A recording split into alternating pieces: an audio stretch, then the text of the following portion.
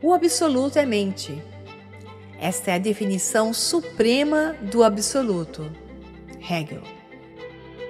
A princípio, a mente cósmica, a mente absoluta existe como um sistema abstrato de conceitos anteriores ao mundo concreto e atual. Nesse estágio, a mente absoluta é chamada de ideia absoluta. É o nível máximo de abstração mental, mas agora precisa começar a se tornar algo concreto. A dialética diz como deve se alienar, tornar-se outro, criar uma antítese cósmica e em seguida tentar se encontrar novamente, mas em um nível muito mais alto, tendo adquirido conhecimento absoluto do ambiente alienígena no qual se perdeu temporariamente. O ambiente alienígena, ou seja, o ambiente externizado, criado pela mente, não é outro senão a natureza. Esta é a arena física, o domínio da matéria, onde a mente parece estar ausente. É exatamente como Hegel cita: a natureza não exibe liberdade em sua existência, mas apenas necessidade e contingência. É a aparente falta de liberdade e obstinação associada à mente que explica as leis previsíveis da ciência. Onde a mente é insuficientemente atualizada e estendida, ela não mostra traços de livre-arbítrio. Ela simplesmente obedece às leis matemáticas abstratas como o caminho de menor resistência. E essas leis matemáticas na natureza se manifestam como as leis da ciência, razão pela qual a matemática e a ciência estão tão intimamente conectadas. Assim como um objeto viaja a uma velocidade constante em uma linha reta, se não for submetido a nenhuma força, a mente se moverá no seu equivalente a uma velocidade constante em uma linha reta. Ela se comportará matematicamente. Na matemática, a menor distância entre dois pontos é uma linha reta, de modo que o objeto se move em linha reta por padrão, pois por que faria algo diferente disso? Fazer algo diferente do padrão exigiria alguma forma de pensamento e tomada de decisão mais elevados. No nível central da natureza, essas qualidades não existem em um sentido significativo, portanto, o caminho de menor resistência é sempre seguido. As leis da ciência são a expressão nos níveis mais baixos da mente, obedecendo às leis mais simples da matemática. Portanto, eles são extremamente confiáveis e previsíveis. À medida que a mente se torna cada vez mais complexa, ela não obedece mais àquela posição padrão. Quando a mente atinge o nível da consciência humana, ela é voluntariosa e livre, não mais restrita por simples leis determinísticas. Como o próprio Hegel citou, a natureza se mostrou a ideia na forma de outro ser, como a ideia negativa ou externa a si mesma.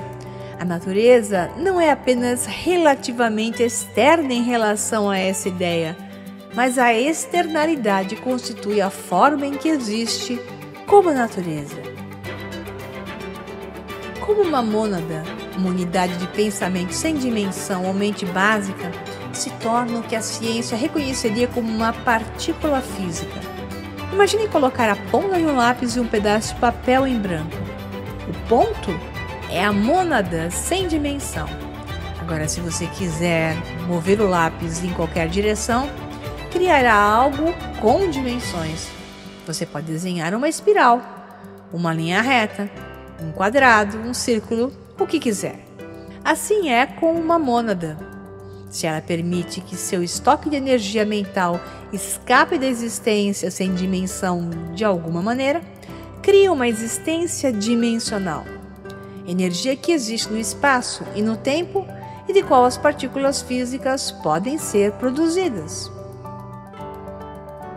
Se um número infinito de mônadas convertesse parte de sua energia adimensional em energia dimensional, elas criariam um mundo físico infinito, repleto de energia. As leis da ciência e da matemática se aplicam a esses componentes alienados das mônadas e criam organização, estrutura e padrões e regras previsíveis.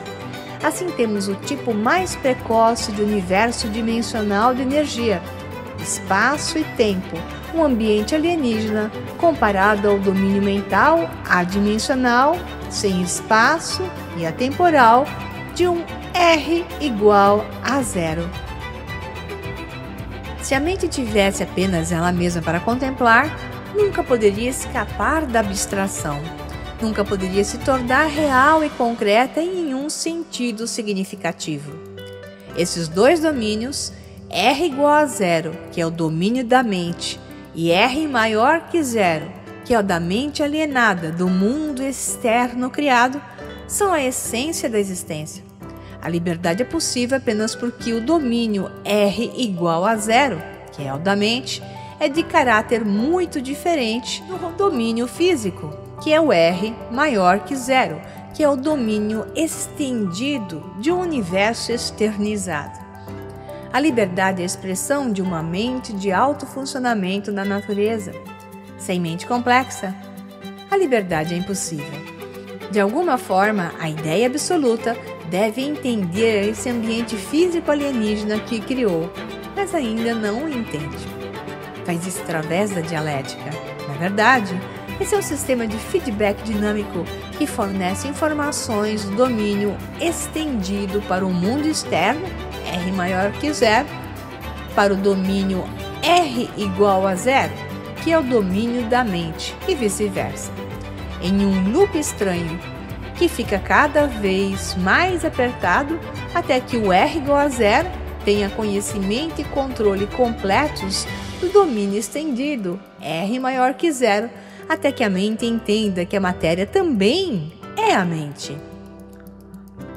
A ideia absoluta passou de um domínio de conhecimento completamente abstrato de si mesmo para um domínio de alienação onde, a princípio, nada fazia sentido, mas que, através do processo dialético, gradualmente produziu mais e mais informações até que, finalmente, a ideia absoluta havia adquirido conhecimento completo desse domínio físico, R maior que 0, e entendido que não era de todo estranho.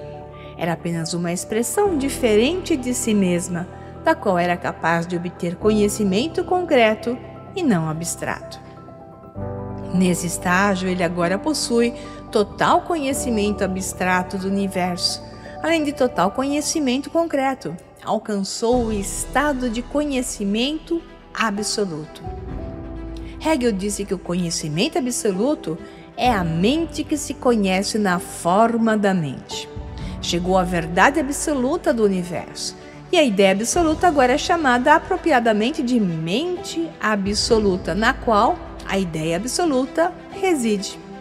Entende que tudo o que parecia separado e estranho de si mesmo não era bem assim. O conhecimento das aparências foi transformado em conhecimento da verdadeira realidade. O universo noumenal, o universo além das aparências, das coisas em si, que Kant afirmou estar sempre além de qualquer conhecimento possível, agora é visto como inexistente. Não existe esse universo segundo Hegel, simplesmente há mente, e mente alienada, sujeito e objeto, e quando a alienação é superada, há apenas sujeito e, portanto, conhecimento total de todas as coisas. A resposta para o mistério de sujeito e objeto era que o objeto era a mente alienada. E uma vez que a alienação foi superada pela dialética, passou a ser apenas uma manifestação da mente, e não algo desconcertante e incompreensível. Assim, tudo é a mesma coisa que a mente, apenas vista de uma perspectiva diferente. Não era uma coisa em si, inacessível pela mente. É por isso que a mente pode controlar a matéria, porque, em última análise, a matéria é apenas mente, assim como a massa é apenas energia, embora pareçam radicalmente distintos. Depois de entender isso, você entende muito bem que é possível converter uma coisa em outra, energia mental para energia física e vice-versa. Deus é o ser cuja mente absoluta lhe dá controle máximo sobre os universos físicos e mental, sobre a mente e matéria, sobre o R maior ou igual a zero. Então essa equação simplesmente diz que a mente pode existir de duas formas, dimensional e sem dimensão. A mente dimensional, que é a mente da matéria, parece totalmente diferente da mente sem dimensão, assim como a massa parece profundamente diferente de energia, mas elas estão inextricavelmente unidas.